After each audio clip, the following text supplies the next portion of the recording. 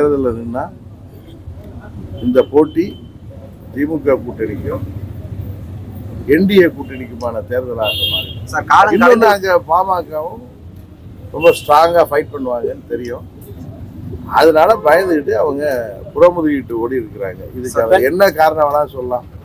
ஏற்கனவே 19% வாங்கினோம், இப்ப அதை விட கூடன்னு பொய் சொல்றாரு. ஏற்கனவே 20 தொகுதிகளில் 19% வாங்கினாங்க. ஆனா அப்ப அந்த 20 தொகுதிகள்லயும் ஆவரேஜ் பாத்தீங்கன்னா 33% வாங்கியிருக்காரு, 33% மேல. இப்ப அந்த 20 தொகுதிகளை நீங்க போன 19 தேர்தலில் அவங்க போட்டியிட்ட 20 தொகுதிகளை நீங்க இப்ப வாக்கு சதவீதம் பாத்தீங்கன்னா 13-14% வாக்கு சரிஞ்சிருக்கு.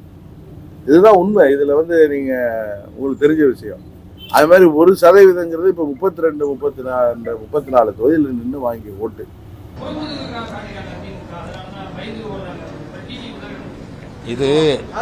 இது புறநானூற்று படைங்க. இது புறநானூற்று படை. இது புறமுதுகு காட்டுற வேலையே இந்த அதிமுக படைக்கு கிடையாது. வீரம் கொண்டு எதிர்க்கின்ற படை இது.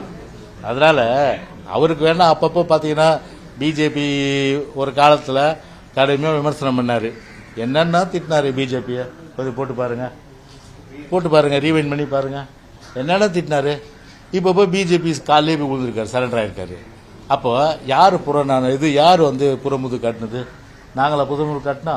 சொல்லுங்க.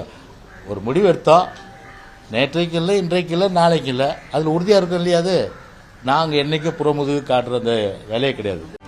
செய்திகளை உடனுக்குடனும் துல்லியமாகவும் தெரிந்து கொள்ள சப்ஸ்கிரைப் பண்ணுங்க.